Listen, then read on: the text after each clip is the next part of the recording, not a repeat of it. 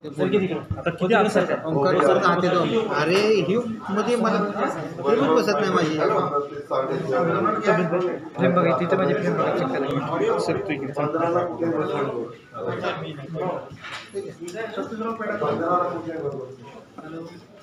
आबा कसले आहेत ते तर सांगा खावा पेढे खावा कारखाने आहेत का ऊसाचं जे क्षेत्र आहे ते फार ऊस पडून आहे आणि दुसऱ्या बाजूला जरंडेश्वर सारख्या कारखान्यावरती झालेली ईडीची कारवाई त्या दोन्हीबद्दल आपलं काय मत आहे? वेगवेगळ्या ज्या एजन्सीज आहेत केंद्र सरकारने निर्माण केलेल्या आहेत त्यांनी त्यांचं काम करावं व त्यांचा अधिकार आहे चौकशा करणं त्याच्याबद्दलची कारवाई करणं ह्याच्याबद्दल दुमत असायचं काहीच कारण नाही त्यांनी ते करत राहावं. दुसरी गोष्ट जास्त ऊसाचं क्षेत्र आहे बाळासाहेब पाटील सहकार पत्रे रोज ते आढावा घेतात. मी पण ह्या व्यवसायाशी वयाच्या 24व्या वर्षापासून संबंधित आहे कारण मला सहकारामध्ये साखर कारखान्यानेच पहिलं डायरेक्टर केलं आणि मग मला पुढच्या सगळ्या गोष्टीमध्ये मी त्याच्यामध्ये काम करत गेलो. त्यामुळं ऊसाचं क्षेत्र वाढलंय टनेज वाढलंय विशेषतः टनेज वाढायचं कारण पाऊस काळ चांगला झाला त्याच्यावर ॲव्हरेज टनेज तुम्ही जर त्या कारखान्याच्या चेअरमनला आणि एमडीला विचारलं तर तो म्हणेल तुम्हाला माझं 37 टन हेक्टरी होतं ते आता झालंय 42, 45, 47 असं ते झालेलं आहे आणि म्हणून एवढं ते क्षेत्र वाढलं. आता ते वाढल्यानंतर सगळेजण प्रयत्न करतायत ऊस संपवायचा. माझ्या माहितीप्रमाणे अजिंक्य तारा सहकारी साखर कारखाना हा जरा जास्त काळ चालेल. बाकीचे बरेचसे कारखाने बंद होत आलेले आहेत. आपल्या जिल्ह्यातला ऊस सगळा संपेल. आम्ही त्याच्याकरता ऊस संपेपर्यंत कारखान्यांचं नुकसान म्हणण्यापेक्षा शेतकऱ्याचं नुकसान होऊ नये म्हणून कारण तुम्ही पत्रकार मित्रांनी पण सगळ्यांनी एक गोष्ट लक्षात घ्या आम्ही ट्रान्सपोर्ट सबसिडी दिलेली आहे पर किलोमीटर 5 रुपयाप्रमाणे टनाला 5 रुपये किलोमीटरला 5 रुपये. त्याच्यानंतर आम्ही रिकव्हरी लॉस दिलेला आहे टनाला 200 रुपये 1 मेपासून. हे पैसे आता काहींनी बातम्या अशा दिल्या की कारखानदारांचं भलं केलं साफ चुकीचं आहे. रिकव्हरी लॉस आणि ट्रान्सपोर्ट सबसिडीचा सगळा बेनिफिट त्या शेतकऱ्याला मिळतो कारण शेतकऱ्याच्या ऊसाच्या किमतीतनं काय वजा केलं जातं ट्रान्सपोर्ट हार्वेस्टिंग या 2 गोष्टी वजा केल्या जातात.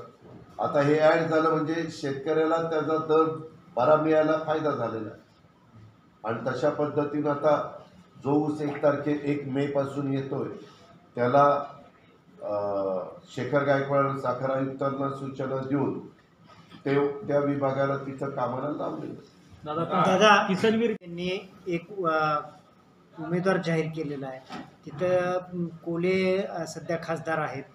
काय नेमकं गणित आहे तिथलं? मी थोडं सांगू का आत्ता 3 वर्ष झालेले पार्लमेंटचं निवडणुकी म्हणजे निकाल लागून अजून 2 वर्ष शिल्लक आहे. 2 वर्ष शिल्लक असताना आम्ही आता उद्धव ठाकरे साहेबांच्या नेतृत्वाखाली हे महाविकास आघाडीचं सरकार चालवतं. त्यांनी कदाचित त्यांच्या कार्यकर्त्यांना एक बरं वाटायच्या करता पण ते स्टेटमेंट केलेलं असावं. मग उद्याच्याला मी पण जिथं शिवसेनेचा खासदार आहे तिथं माझ्या राष्ट्रवादीच्या कार्यकर्त्यांना बरं वाटण्याच्या करता मी तिथं उमेदवार जाहीर केला तर मला उमेदवार जाहीर केल्यानंतर तिकीट देण्याचा अधिकार आहे का शरदराव पवारांना आहे? संजय राऊतांना तिकीट देण्याचा अधिकार आहे का उद्धव ठाकरेंना आहे? सोनिया गांधींना तिकीट देण्याचा अधिकार आहे का राज्यात काम करणाऱ्यांना आहे? हे आपल्याला सगळ्यांना माहिती ना.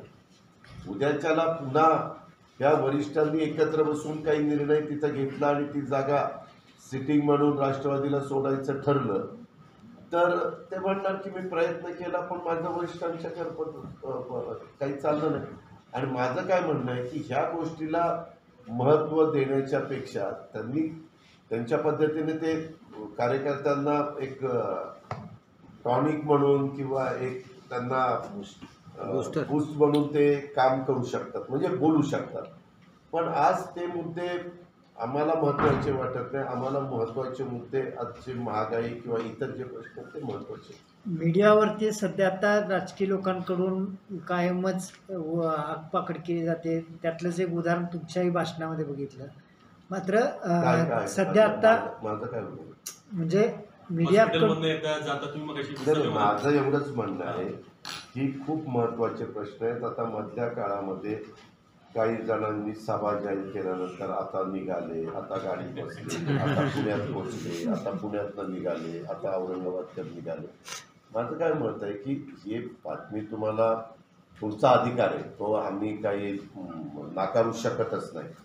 काय दाखवावं, काय कसं कुठल्या पद्धतीनं दाखवावं, परंतु आपली पण सगळ्यांचीच काही जबाबदारी असते की आत्ताचे पण जे काही विषय आहेत जेणेकरून समाजामध्ये शांतता राहावी, कायदा सुव्यवस्था चांगली राहावी, जातीय सलोखा राहावा, जाती जातीमध्ये तणाव होऊ नये, धर्माधर्मामध्ये तेढ निर्माण होऊ नये, ह्या तर गोष्टी आपण सगळ्यांनी मिळून केल्याच पाहिजे. ती जबाबदारी आम्हा लोकांची जास्त आहे. पण काही काही तुमचे पण लेख त्या संदर्भातले सकारात्मक आले, पॉझिटिव्ह आले. जसं मागे आर पाटलांनी संत गाडगेबाबा ग्राम स्वच्छता अभियान आणलं, त्यावेळेस पत्रकार मित्रांनी काही काही गोष्टी इतक्या सुंदरतेने मांडलेल्या होत्या, आम्ही स्वतः बघितले होते. म्हणजे आपण त्यांनाही बक्षिसं ठेवत होतो, त्यांनाही प्रोत्साहन देत होतो, त्यांचंही कौतुक करत होतो.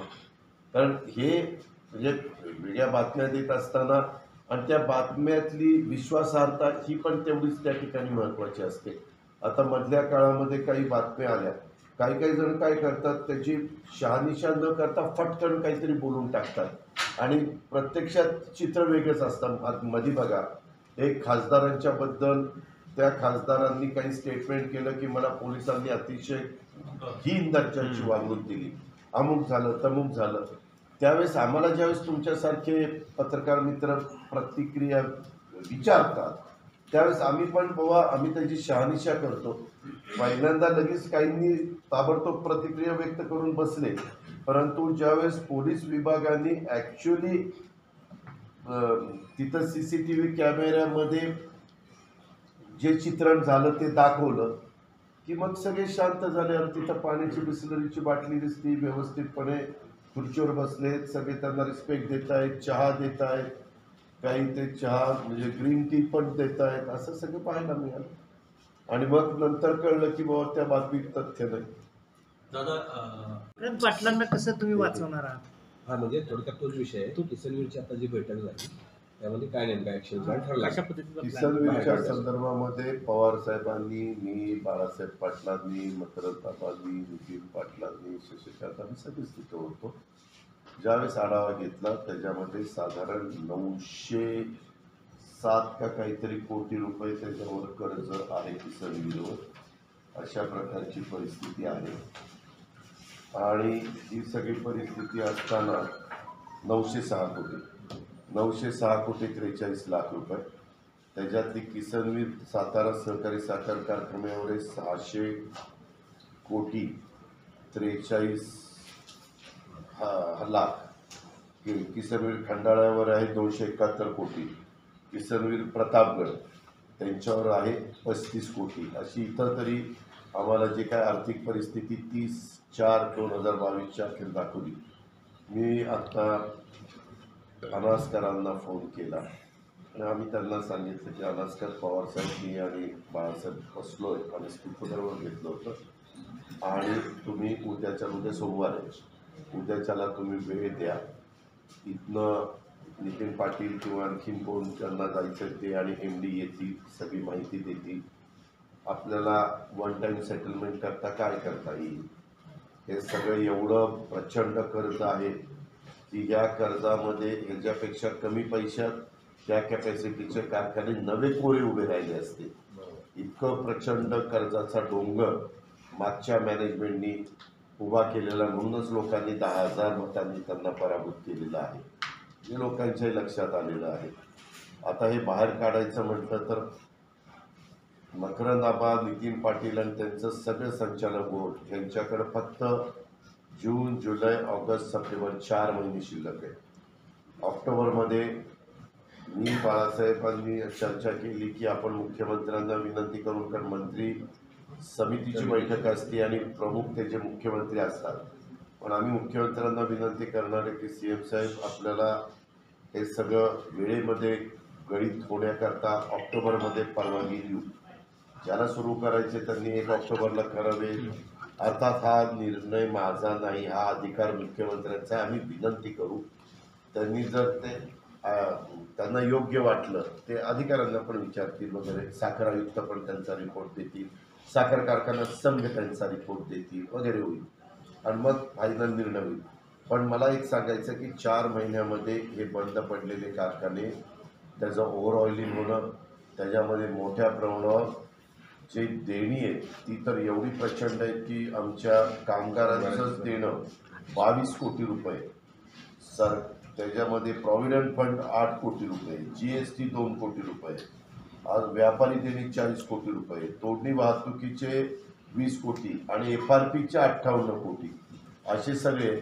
आणि त्याच्यामध्ये 10 बँका, म्हणजे त्या 2 पतसंस्था आहेत तुमच्या सातारच्या, एक पुष्पक पतसंस्था आणि दुसरी न्यू सातारा पतसंस्था, आणि मग Canara bank, IDBI bank, MSC bank, Sindhudurg जिल्हा बँक, बँक ऑफ इंडिया, त्याच्या संदर्भातली डोंबिवली नागरी सहकारी बँक, अशा वेगवेगळ्या प्रकारच्या बँका त्याच्यामध्ये आहेत. पतसंस्था धरून, बँका धरून 8-10 अशा आर्थिक संस्था आहेत.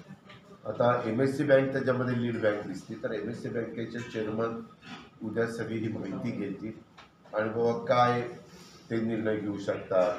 अशा प्रकारच्या आजारी पडलेले कारखान्यांच्या करता काही पॅकेज आपण देतो. काय पॅकेज देतो तर 10 वर्षाच्या परतवाढीचं पॅकेज, काही ठिकाणी व्याज, दंडनीय व्याज कमी करता येतं का, ते किती कमी करता येतं, काय अधिकार नाबांनी त्यांना दिला आहे, त्या बँकांची आर्थिक परिस्थिती किती सक्षम आहे, ह्या सगळ्या गोष्टी तपासल्या जातील आणि त्याच्यातून मार्ग त्या ठिकाणी काढला जाईल. नुसतं एवढं होऊन चालणार नाही, कारण प्रतापगड सहकारी साखर कारखान्याला कोजन नाही, डिस्लरी नाही.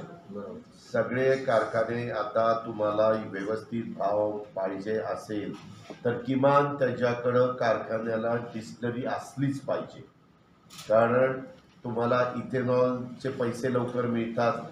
ज्यूस टू इथेनॉल तुम्ही करू शकता, त्याच्यामध्ये बी हेवी टू इथेनॉल करू शकता किंवा जुनं सी हेवी टू इथेनॉल, असे 3 प्रकार त्याच्यामध्ये चालतात. पण त्यामध्ये पैसे आपल्याला लवकर मोकळे होतात आणि व्याजाचा भूर्दंड कमी पडतो. ह्या सगळ्या गोष्टी आहेत. फक्त 1 लाखाची 30,000, 30,000 आणि 40,000 अशा 3 डिस्लरी किसनवीरला आहेत, असं म्हणून 1 लाखाची कॅपॅसिटी, आणि क्रशिंगचं काहीतरी 5,000ची कॅपॅसिटी, खंडाळ्याची 2,500ची कॅपॅसिटी, प्रतापगडची 2,500ची कॅपॅसिटी. खंडाळ्याला काहीतरी 10 का 12 मेगावॉट हे आहे, कोजन आहे. प्रतापगडला तर काहीच नाही आहे. अशा सगळ्या गोष्टी कराव्या लागणार आहेत. त्याच्यामध्ये दादांनी सांगितलं की दादा आम्ही आव्हान केलेलं आहे की हे सगळं करत असताना भाग भांडवल शेतकऱ्यांना द्यावं लागेल, कारण ज्या लोकांच्या ताब्यामध्ये शेतकऱ्यांनी विश्वासाने फॅक्टरी दिलेली होती त्यांनी त्या विश्वासाला पूर्णपणे तडा जाऊन दिला आणि तो विश्वासघात केला. त्यामुळं तिथं त्यांचं स्वतःचं भाग भांडवल असल्याशिवाय बँका कधी तुम्हाला मदत करतील. ते म्हणतील भाऊ आम्ही करतो, पण तुम्ही काय करणार ते सांगा. टाळी एका बाजूने वाजत नाही, एका हाताने वाजत नाही. ते बँका 2 पावलं मागं सरकले तर ह्यांनी पण 2 पावलं पुढं मागं सरकलं पाहिजे. अशा पद्धतीनं मार्ग काढायचा. तर आम्ही त्यांना सांगितलं उद्या दुपारी 2च्या पुढं बसा, हे सगळा अभ्यास करा आणि 13 तारखेला मी मुंबईला ह्यांना बोलवलेलं आहे. अनास्कर, बाळासाहेब पाटील असतील, मी असेल, मकरनाबा, नितीन आणि संबंधित हे सगळे संचालक म्हणजे संबंधित लोक. दादा, राज ठाकरेंच्या संदर्भात अल्टिमेट दिलेलं आहे त्यांच्या आंदोलनाबाबत, काय तुमची आता सध्याची भूमिका काय आहे? अल्टिमेट कुठल्याही सरकारला कुणीही अल्टिमेटम देण्याच्या भानगडीत कुणी ऐकणार नाही. सरकार केंद्राचं असो की सरकार राज्यांचं असो, सगळी काही सरकार चालत असताना ते संविधानाला समोर ठेवून, कायद्याला, नियमाला समोर ठेवूनच चालतात. त्याच्यावर उद्या तुम्ही इथं सांगितलं की असं अल्टिमेटम, अरे तुम्हाला अल्टिमेटम द्यायचा काय अधिकार आहे? कायदा हातात घ्यायचा अधिकार कुणालाच नाही ना, कुणीच अल्टिमेटम देऊ शकत नाही. आणि त्याच्यामुळेच आमचं गृह विभाग, पोलीस यंत्रणा त्यांचं काम करतील. आणि तुम्ही पाहिलं हे अलीकडच्या काळात काही गोष्टी घडल्या, तर पोलिसांनी कायदा सुव्यवस्था व्यवस्थित राखण्याच्या करता, समाजामध्ये वातावरण चांगलं राहण्याच्या करता, जातीय सलोखा टिकण्याच्या करता त्या सगळ्या गोष्टी केलेल्या आहेत. त्याच्यात नाहक कुणाला त्रास द्यायचं काही कारण नव्हतं आणि नाही. पोलीस कधीच कुणाला त्रास देणार नाही. आपण स्वतः पाहिलेलं आहे की काहींनी पोलिसांना काही स्टेटमेंट करून पोलीस चुकीचं वागतात असं भासवण्याचा प्रयत्न केला, दाखवण्याचा प्रयत्न केला, वक्तव्य तशा प्रकारची आली. पण पोलिसांनी कुठंही कायदा सोडून कुठं वागलेले आपण पाहत नाही. उलट आमच्या एक लेडीज पोलीस तर एका ठिकाणी तर विचारा खाली पडल्या. आता जर तुम्ही पोलिसांना ज्यांच्या तुमच्या सगळ्यांचं संरक्षणाची जबाबदारी डिपार्टमेंट करत असताना जर असं कोणी वागायला लागलं तर ते कसं सहन, कुठलंच सरकार सहन करणार नाही. आता राष्ट्रवादीचे अपक्ष उभं केलं, तिथं बाळासाहेबांना उभं केलं. तत्कालीन मी आबाचं नाव घेतलं नव्हतं. बाळासाहेबांच्या बद्दल मला वाईट वाटलं होतं, कारण बाळासाहेब तिथं काम करत होते. तिथं बाळासाहेबांना बदलायला नको होतं, परंतु आमच्या वरिष्ठांचा तो अधिकार आहे. आम्ही विनंती करण्याचं काम केलं, पण दुर्दैवाने यश आलं नाही. शेवटी बाळासाहेबांना जनतेने उभं केलं. आजपर्यंतच्या बाळासाहेबांच्या इतिहासामध्ये फॉर्म भरायला गेल्यानंतर सर्वात जास्त गर्दी त्या फॉर्म भरायला होती. तुम्ही आठवा. दादा, मनसेची भूमिका पाहता दोन्ही पक्ष बीजेपी आणि मनसे एकत्र येतील का? आणि जर एकत्र आले तर एसटी बँकेची निवडणूक लढणार आहे. लोकशाहीमध्ये प्रत्येकाला पॅनल उभं करण्याचा अधिकार आहे. आपल्याला पॅनल एखादं उभं करायचं असेल तर आपण पण करू शकतो. कुणालाही अधिकार आहे. त्याच्यावर सगळे वेगवेगळे पॅनल उभे करतील. आज आता मगाशी मला कोणीतरी आपल्या रयतचं पण कदाचित 2 पॅनल उभे राहतील. रयत बँक आहे ना, रयत शिक्षण संस्थेच्या कर्मचाऱ्यांची आणि अधिकाऱ्यांची बँक आहे. त्याच्यात आम्ही आता प्रयत्न करू त्याच्यातनं एक वाक्यता करायची. मागं पण असं शेवटी एक वाक्यता झाली. तशा पद्धतीनं लोकशाहीमध्ये ज्याचा कुणाचा फॉर्म ग्राह्य धरला जाऊ शकतो तो उभा राहू शकतो आणि पॅनल अनेक होऊ शकतात. जनता त्यांना जे योग्य वाटतं त्यांना निवडून देईल. अशी एक चर्चा कोरेगावमध्ये रंगली होती की पार्थ पवार कोरेगावमधून विधानसभेची निवडणूक लढणार. दादांत कुठे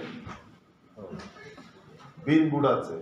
दादा, जिल्ह्यातलं एक मगाशी रहस्य आपण मगाशी भाषणामध्ये सांगितलं की तुम्ही पालकमंत्री असताना मी तुम्हाला सांगू का, राजकारणामध्ये कुठल्या गोष्टी कधी काही घडू शकतात. म्हणजे कधी एखाद्या गोष्ट तुम्हाला आम्हाला अशी वाटते की बाबा ही घडूच शकत नाही, परंतु ते घडलं. हे अनेकदा आपण पाहिले. तर राजकारणामध्ये हे आणि पुढे तो एकत्र आले म्हणून काहीतरी होणार आहे, ते चालूच राहणार आहे. कधी कोण बरोबर, कधी कोण बरोबर. शेवटी जनता सगळं पाहत असते आणि जनतेच्या सद्विवेक बुद्धीला स्मरून जनता विचारपूर्वक मतदान करत असते. त्या सोशल मीडियावरच्या भडकाऊ पोस्ट पडतात, भाजपचे काही ट्रोल वगैरे आहे ते त्याच्यावरती, तर त्याच्या संदर्भामध्ये ज्या समाजात पेट निर्माण करण्याचं जे आहे तर त्याच्यावर सुमोटो काय सरकार ऍक्शन वगैरे घेणार? त्यामध्ये तशा पद्धतीनं लक्षात पोलिसांच्या आलं आणि कुठल्या पक्षाच्या कुणी कार्यकर्त्यांनी किंवा कुणी व्यक्तींनी देखील तक्रार केली तर सायबर आमचा सेल आहे, त्या सायबर सेलला आम्ही ॲक्टिव्ह केलं. आमच्या गृहमंत्र्यांनी ॲक्टिव्ह केले, तेही स्वतः इथं आहेतच, दिलीप वळसे पाटील साहेब. आणि तिथं त्या सायबर सेल त्याच्यामध्ये लक्ष घालतं आणि ती पोस्ट पण काढून टाकतं. ते पोस्ट करणाऱ्याला पण शोधतं, त्यांना बोलवतं, त्यांच्याकडनं लेखी लिहून घेतात किंवा ॲक्शन पण घेऊ शकतात. धन्यवाद. धन्यवाद.